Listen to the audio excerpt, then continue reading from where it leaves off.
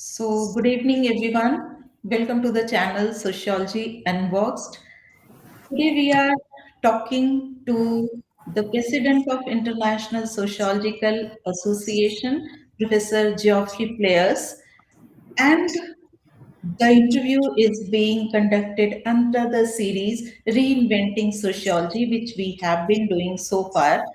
So you might be thinking, Professor Geoffrey, in fact, he'll be speaking on the theme A Time for Sociology. It was a campaign which was launched during 2025 ISA conference held at Rabat, Morocco.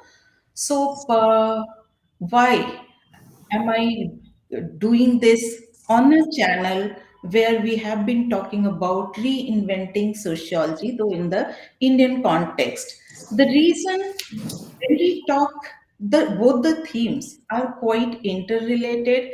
When we talk about reinventing sociology, we are talking somewhere about a process. But when we talk a time for sociology, it is somewhere a stage in that journey which sociology is going through. And reinventing sociology argues, in fact, that sociology should continuously reinvent itself to be relevant. And somewhere it relates to the classic theme, generally linked to C. Wright Mills, Michael Buravay, and the debates that took place between 1960s to 2000s.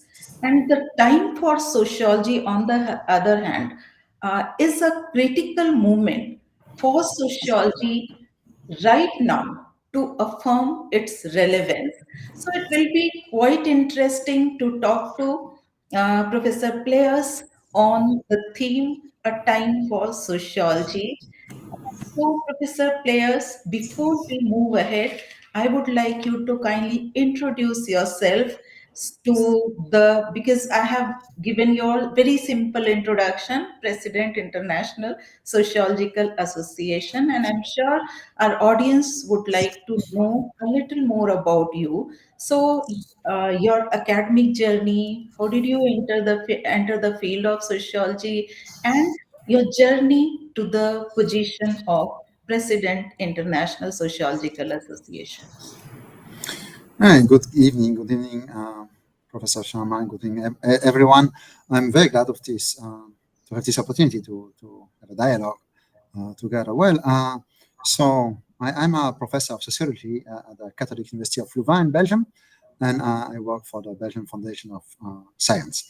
My main topic is actually social movements. So social movement studies, that's what this was my main field before becoming president of ISA. And I did my dissertation on the World Social Forum, which was that I studied, and the global justice movement that I studied mostly in Latin America, in Mexico, in Argentina, in different countries, and also in Europe. And it was also the reason of my first visit to India.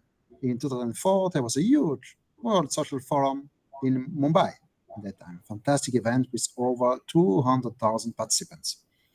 Then I carried on my research on social movements, on global movements, how social movements contribute to build different globalities, not only about the economic globalization, but also the exchange of culture, the importance of a fair world, a more inclusive, more tolerant world, and of course also ecology became a rising topic in my research.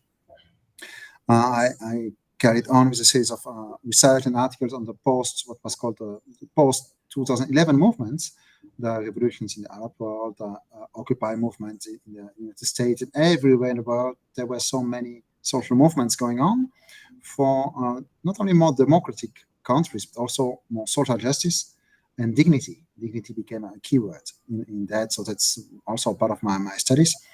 And progressively, I've been teaching in several Latin American countries.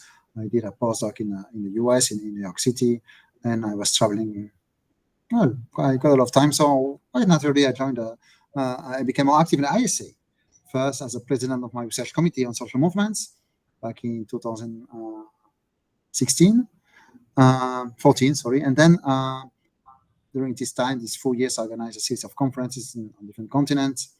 And then I joined as vice president for research for 5 years because of the pandemic.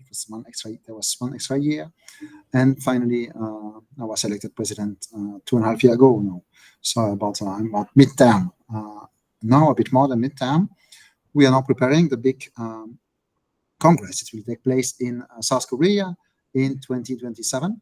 But in the meanwhile, I am participating actively in a series of debates in sociology. What is the state of sociology? What is global sociology today? And what should sociology do in such a difficult world where sociology is criticized, contested, when people say that sociology is just one opinion among other opinions, while it is actually a science, and we build it on solid research. We have to defend that. When sociologists are repressed in many countries, and it is not easy for sociologists in many countries around the world, including in some part of India and in many European countries, we see repression against sociologists. Of course, we talk a lot about the US, we may think about other authoritarian countries, but definitely in countries that looked like very democratic not so long ago, sociologists are threatened in a series of ways, including in Europe, in Switzerland, Germany, Denmark. Sociologists are worried, but of course, in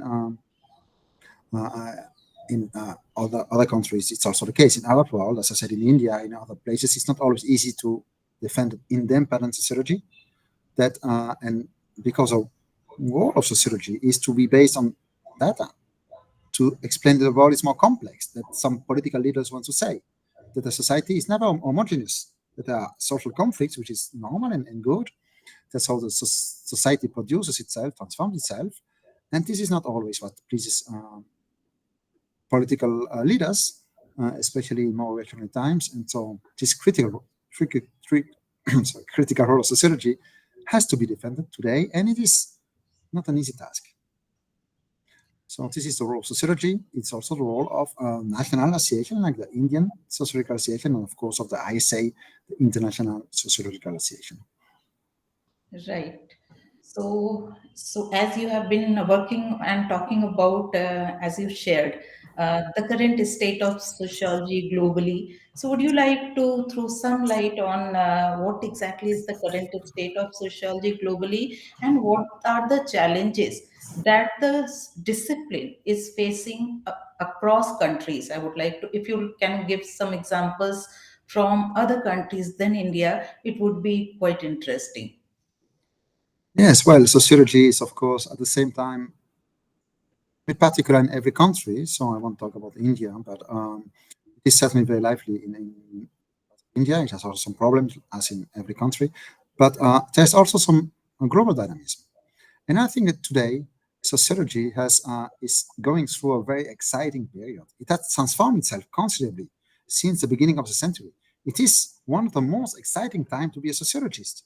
The way we saw sociology, we did sociology 25 years ago, 30 years ago, at the end of the 20th century, is so different from sociology today.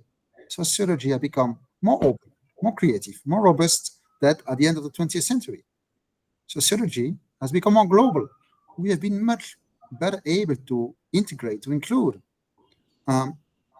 sociology's knowledge, concepts, methods, approaches from different parts of the world.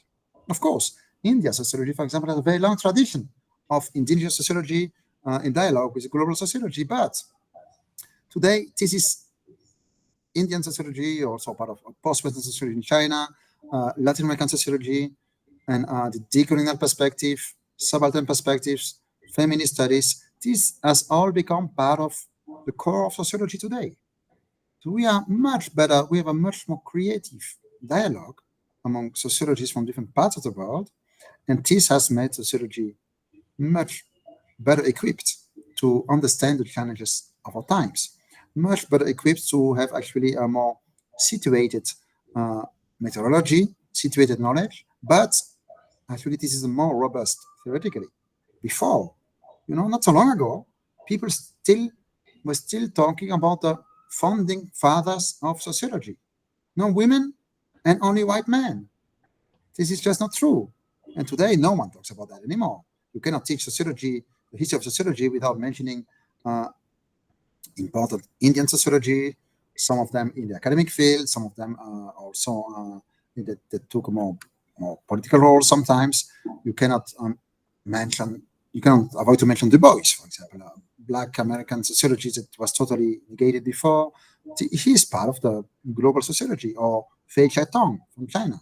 So we have a much broader perspective, much more global perspective, and by opening the doors to these critical perspectives, notably feminist studies. Feminist studies have made crucial contributions to sociology, to the way we understand the world, but also to our methods. For example, the need to our epistemology, the need to situate yourself, positionality. You don't talk for any place. So it's not to say, oh, I'm before we used to say this is not universal just because it was made in the North, in Europe or in the US. Today, we know that it is situated and that sociology knowledge is produced in different ways.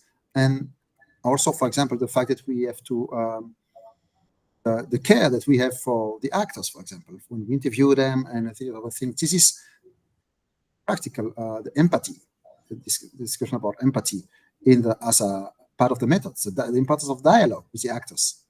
This is something that has come from feminist studies. If you take from Latin America, the participatory action research by Falsborda 50, 60 years ago, Paulo Freire too, but Falsborda was a sociologist from Colombia. He actually, this was one more step than public sociology that we talk about today with Michael Borroway.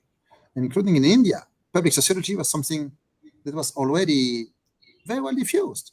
Just Michael Borroway wrote this very important text for the US, but in India, sociologists were part of public debates before.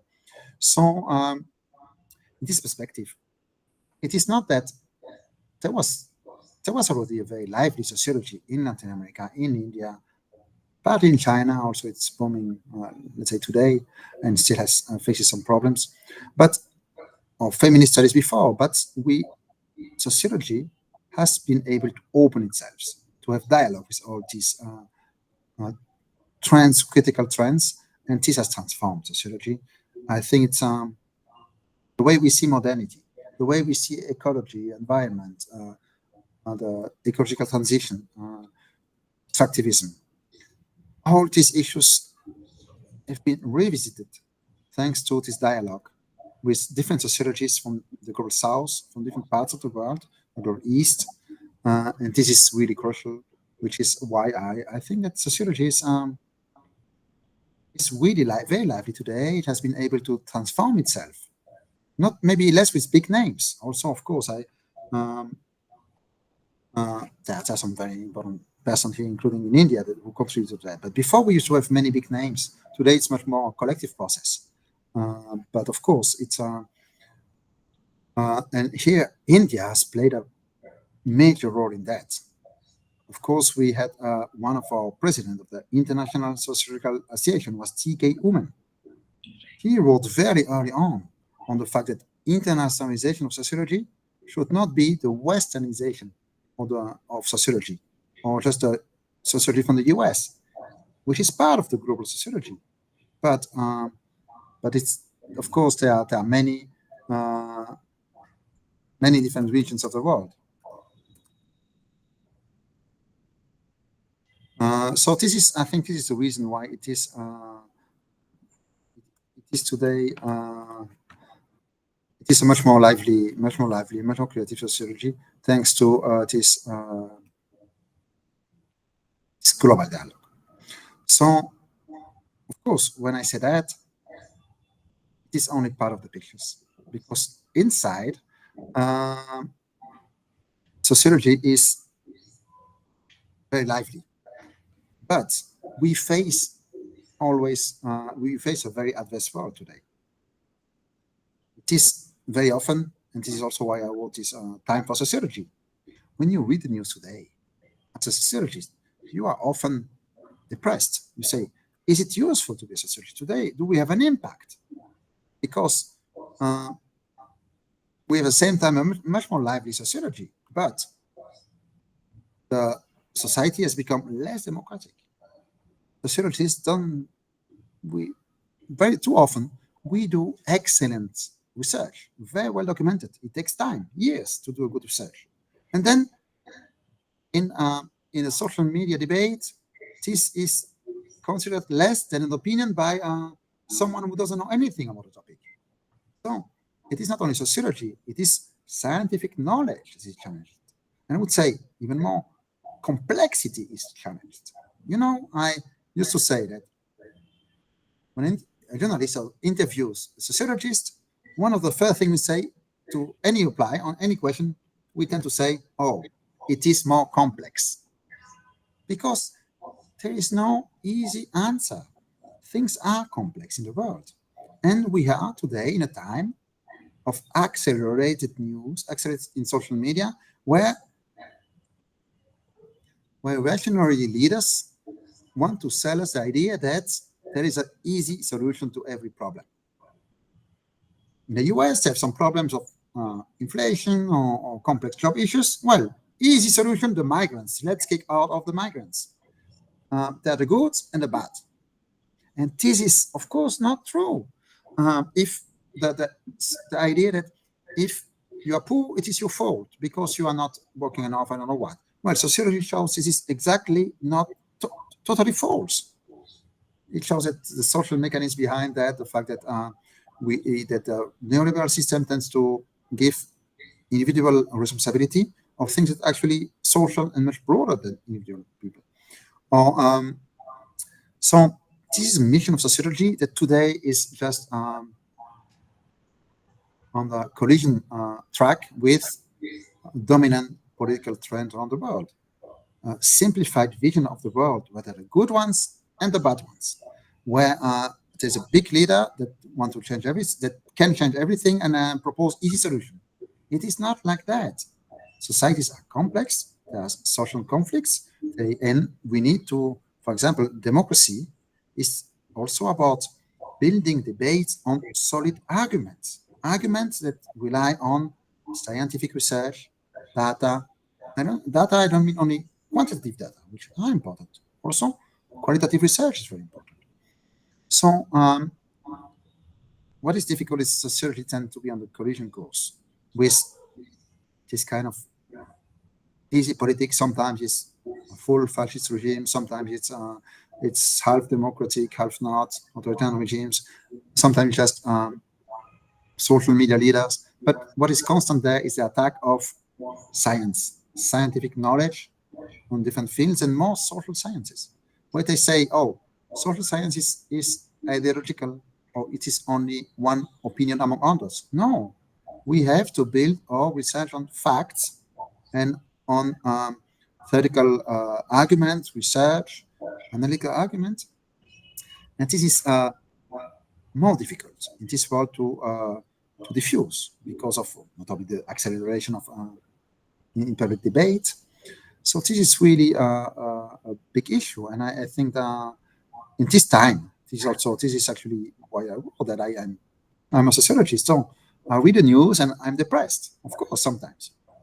And I think at this time it's really important to remind why we do that, why we are sociologists, and that our values are really important today.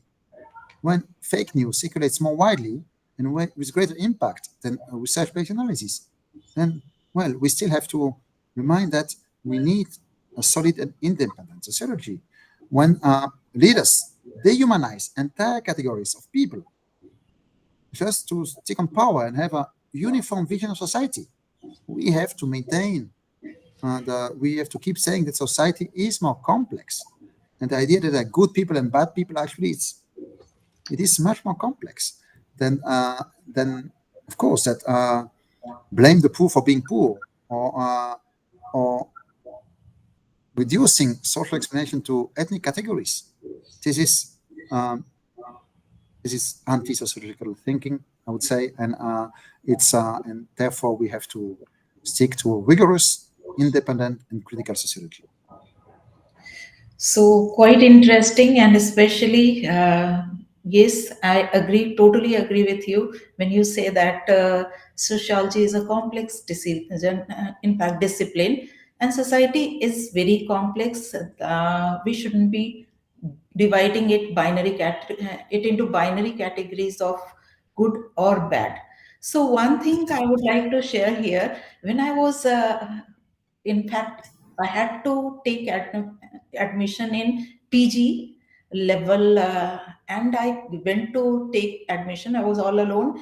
One of the very senior teachers, he questioned me, "Why do you want to join sociology? Sociology is a dead discipline."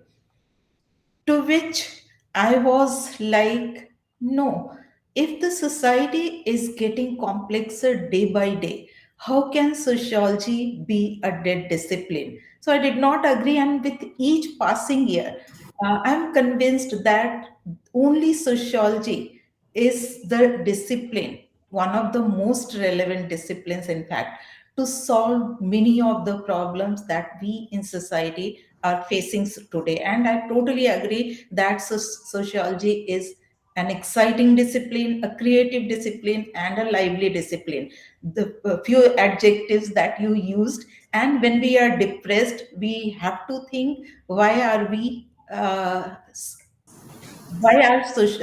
We in fact as sociologists, what we can do, and why are we sociologists?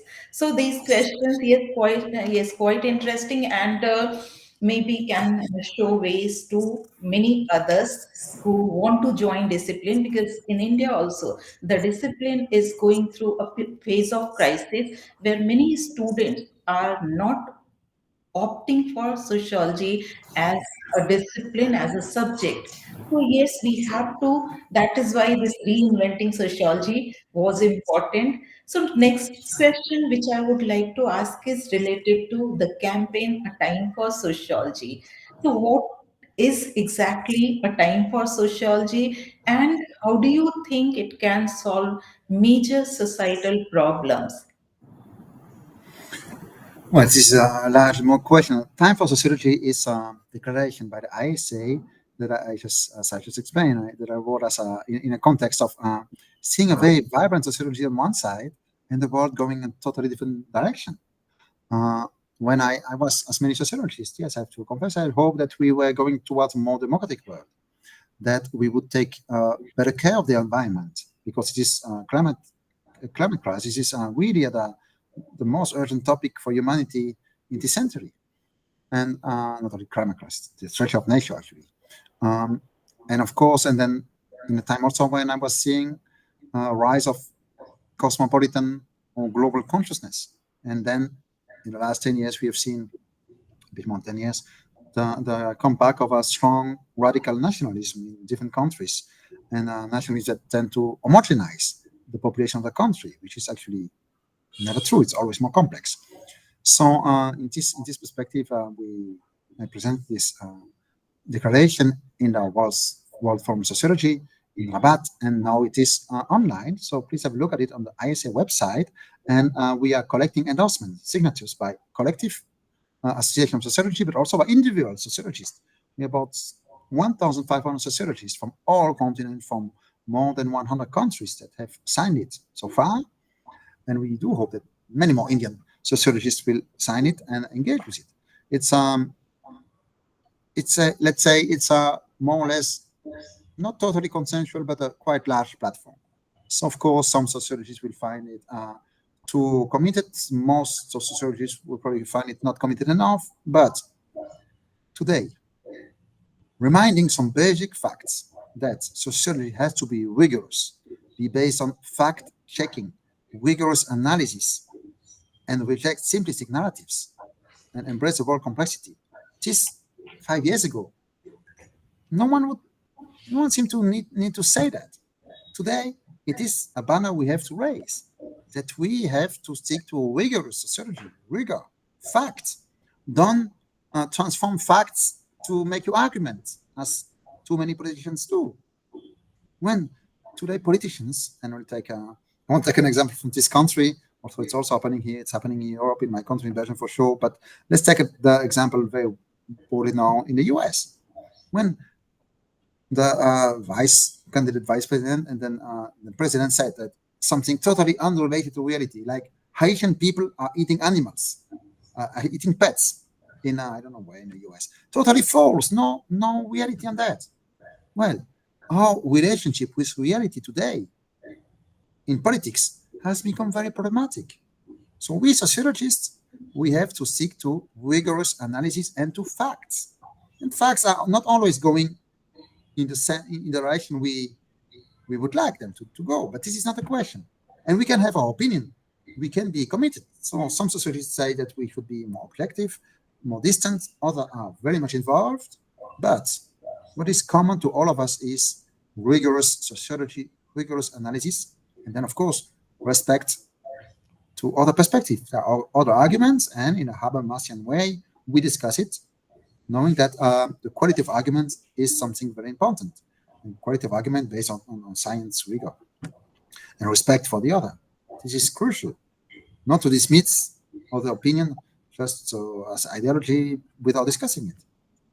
And at the same time, of course, as I said, this seems basic, but today, in the world of today, where too many political leaders invent stories unrelated to reality, don't take rigor seriously, it puts sociology on the collision course with too many political leaders, and it just brings problems. Of course, for sociologists, we need to provide the actors, political actors, social actors, cultural actors, citizens, with the tools to better understand the world.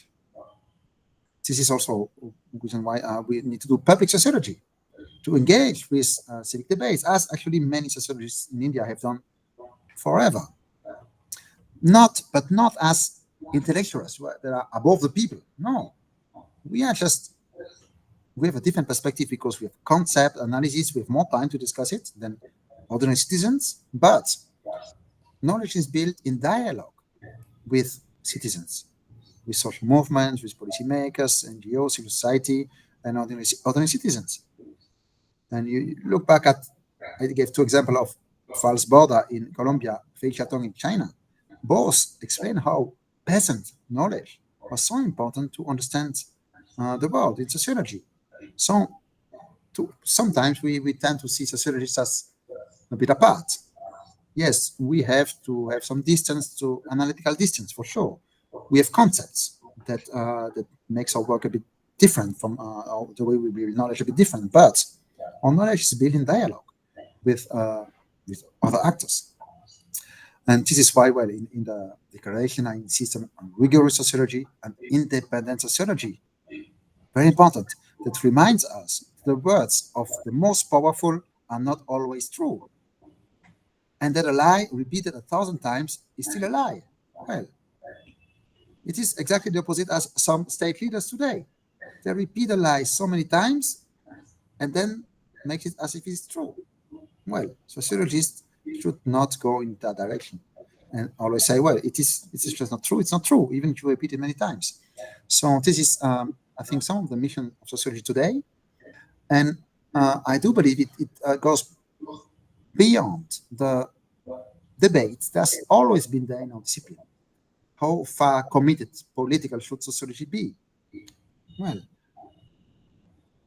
committed, sitting on one side and another, I think we have core values that we cannot negotiate, which is this scientific relationship with reality, rigor, facts, fact checking. This is crucial in sociology, and building our argument on solid research and data, which leads to the point we already discussed on complexity too. So this is something that is defended in this, and also I think these are values, not only that we have to implement in our life. I would include tolerance. Tolerance is also crucial in sociology. You have to be open to dialogue with other people, other actors. Crucial to make your own arguments. It's also something connected to teaching. It is some of this what we would like to transmit to our students. It's not only theoretical and practical knowledge, which is important. It's also these values. Democracy is crucial. Sociology is part of a democratic country. including in its critical voices and analyzing the reality.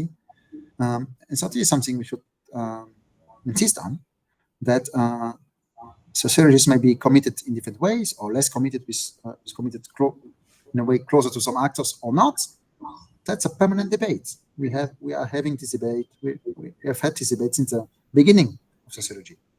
Some sociologists were less committed, others were more committed, and altogether they produce sociology. But we have to stick to rigor and facts. And then also, of course, I insist, as always, on global sociology, because, as I said, we have to learn from different countries. And here in India, I cited T.K. Omen, very important in Indian sociology, but also more recently and still today, Indian sociologists like Sujata Patel and other sociologists have really worked hard to show the inequality, the deep inequalities in which Indian sociology is produced. And to have access to disseminate knowledge produced in India is so much more difficult than if you are based in the US. So there are a lot of inequalities, but also Sujata Patel and other scholars have shown that the importance, the insights, the knowledge that Indian sociology has brought to global sociology. So there is not something like, actually today, there is not something like Indian sociology on one side and global sociology. Indian sociology is part of global sociology. Right. And it is a dialogue between sociology in different parts of the world. And India, and look, Indian Sociological Association, of which you are the secretary, is one of the largest, if not the largest, sociological association in the world. So how can you talk about global sociology without Indian sociology? Doesn't make sense. How can you talk about international sociological association without considering Indian sociological society? Of course, we are Indian sociology are a core part of the ISA for sure. And so the dialogue here transformed quite a lot, and I do believe in this global sociology. So, thank you. It was very interesting to listen to you on what is a time for sociology. And yes, there are many challenges, and you answered it, explained it very beautifully how sociology can meet these challenges, the challenge of AI, environmental crisis, climate change. So, yes, there are issues which probably a strong sociology can only handle, or only a strong sociology has answer to these problems. Yes, provided, as you again said, it should be based on rigorous analysis, fact checking, and sociology should be, it is already global and public sociology. So, yes, there are multiple dimensions to it, and ultimately, the aim is to make a society a better place for all to live. So, thank you. Absolutely. It was nice talking to you. Thank you. Thank you very much. And please, for you people who follow us, follow you, please go on the ISA website, check a Time for Sociology Declaration if you like it, endorse it and diffuse it, disseminate it. But also, please take part in the ISA. ISA publishes notably a magazine that is published every 3 months in 15 languages, including, of course, English, but also Bengali, Hindi, and Tamil. So we have global sociology doesn't mean sociology only sociology in English. It means also Right, sociology in different languages, right, and we need Indian sociology to write more in English international journals, but also we need Indian sociologists to keep writing in the different languages of the country, because sociology has to interact with the people. Global sociology has to be multilingual, mhm. and that's also, and so please have a look at our magazine, Global Dialogue, in English or in any other language, and follow the ISA. We need more Indian sociology to be more actively involved in the ISA. Yeah, Thank thank you. you. I would like to inform you that I am, in fact, one of the active members of RC32 of ISA, Uh, and I have been continuously participating. You must be, if you go through the pictures clicked on during various conference, you'll recognize that. So yes, and what you were saying, that follow, and your lecture, I would say, what this discussion rather than lecture. would inspire many young sociologists, I guess, to become part of International Sociological Association. And yes, India is a diverse country, so different reason. There are multiple languages which are being used of, by people of different reasons. So we are now talking about, not now, it was talked earlier also, but we are emphasizing sociology of reason and regional sociology. So yes, that is important so that we can have the correct picture in front of us, all kinds of issues, so that that can be solved globally with cooperation from all the associations and all the sociologists. So looking forward to ISA conference in South Korea. I have already yeah, my membership was being over, so I have taken new membership again to be part of that. So Well, thank thank you very much for this interview, and I will follow the other colleagues you. who Yes, will teach us how to read new sociology. Thank you. definitely. Thank you. Thank you for joining me. Thank you. Bye. Bye. I'll stop Bye. recording now.